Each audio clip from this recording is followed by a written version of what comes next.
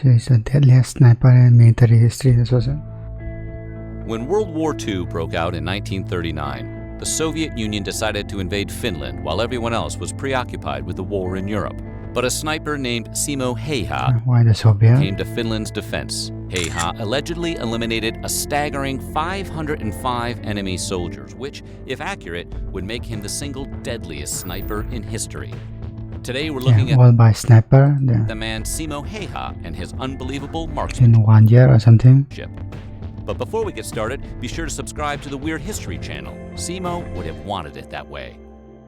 All right, let's get sniping. As you might imagine, the invading Soviet soldiers grew to be straight up terrified of Häyhä. Having to patrol the blanched Finnish wilderness with the knowledge that Häyhä could be out there waiting to ping them with a spectacular long-distance shot earned him the nickname Deadliest, which is Russian for White Death. However, Häyhä's fellow Finnish soldiers had a completely different name for him. They called him Taika Ampuja, Magic Shooter. While that nickname may have been as accurate as Häyhä himself, we have to the White Death is muscular. admit it is somewhat less intimidating than White Death.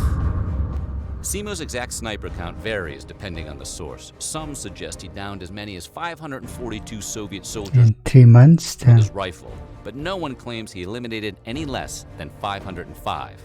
This makes him the most effective sniper in any war, with Soviet sniper Ivan Sidorenko sitting at a close second with 500 kills. However, Häyhä's count may even be higher. Rather than stay at a comfortable distance behind his sniper rifle for the entire war, Häyhä may have also cut down several hundred enemy combatants with a submachine gun. If true, that would put his count at approximately 800. Simo, that is a frightening number. Impressive, sure, but holy cow, you're really good at your job. The Winter War lasted for a single winter, as its name suggests, which means Häyhä was putting in serious work. In order to achieve his staggering record, Häyhä was eliminating an average of 5 to 6 enemy soldiers every day. Of course, some days were better than others. Häyhä racked up a terrifying by what gun though? 40 confirmed kills in a single day, scoring 25 and 20 on 2 other record days. The cloud of perpetual death in which he lived saw him promoted from corporal to second lieutenant, the biggest rank jump in the history of Finland's military. Häyhä did not use a scope to forge his legendary sniper count. That's kind of crazy. He preferred to use the plain old iron sight on his rifle. Yeah, no scope. He's just an all-around old-fashioned badass.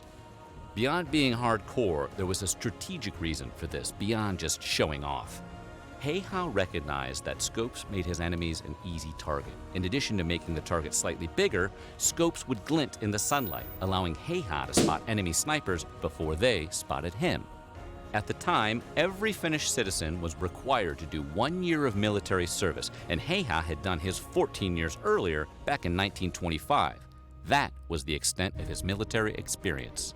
He did join the Finnish how long is this thing? Civil Guard as reservist, which is essentially the equivalent to the U.S. National Guard, but he stuck to his civilian life of hunting and farming right up until the Soviets decided to invade. The gun is pretty accurate and like 150 meters 1939, away. At which point he was summoned back to service. If his hunting record was anything like his war record, we suspect the deer around Häyhä's home had a nickname for him too. After he completed his year of mandatory service in 1925, Häyhä was given the option to purchase his service weapon, a standard bolt-action rifle. I work better under pressure. He bought the gun and spent the next decade and a half mastering it. When he was called back to duty during the Winter War, Häyhä brought his old bolt-action rifle, turning down a more modern rifle with advanced optics. The extreme cold, which ranged anywhere from -20 to -40 degrees Fahrenheit, caused frequent weapon malfunctions among his fellow soldiers. But Häyhä's experience with his bolt-action BFF allowed him to keep the gun functional throughout the winter.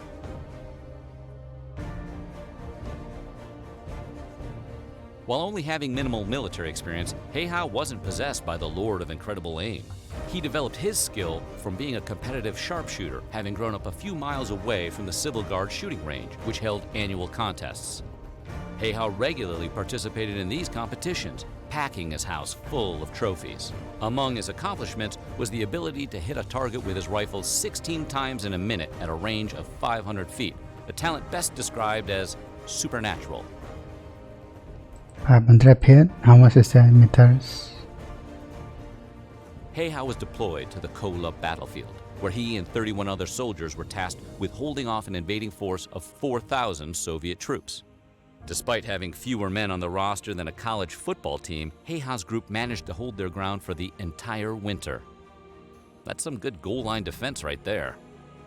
He and his fellow Finns had a few other advantages beyond his Angel of Death status as a sniper.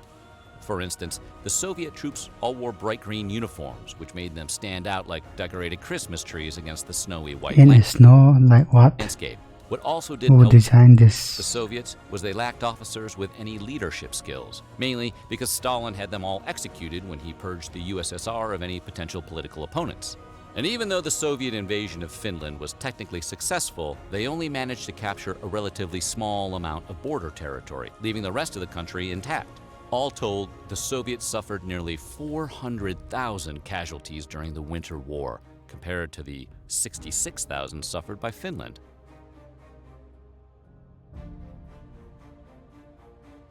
Most snipers shoot while lying flat on their stomachs because it gives enemies a smaller target to aim at. Häyhä fired from a sitting position because he felt the position was better for his aim. He didn't worry too much about making himself a bigger target, as he was just a biscuit over 5 feet tall and would conceal himself Yeah, in the prone shooting position is kind of weird. snowbanks and put snow in his mouth to hide his breath. Additionally, Häyhä would pack snow in front of his rifle barrel or pour water on it to freeze it, so that smoke would not rise from it after he fired and give away his position. And in perhaps the biggest departure from sniper etiquette, rather than going for the head, Häyhä aimed for the center mass of his targets, which is effective in wartime, but won't do him any favors on the Black Ops 4 leaderboards. Okay, that. I mean, if it goes through the heart, I mean, it's over. Häyhä's reputation as the John Wick of Finnish snipers eventually drew the ire of the Soviet commanders, who finally grew tired of his nonsense and began targeting him directly. Because getting anywhere near Häyhä was out of the question, they began hammering his general location with artillery strikes. When those didn't work, the Soviets sent teams of counter-snipers to take him out, but Häyhä, being the sniper's sniper, dispatched them with bone-chilling ease.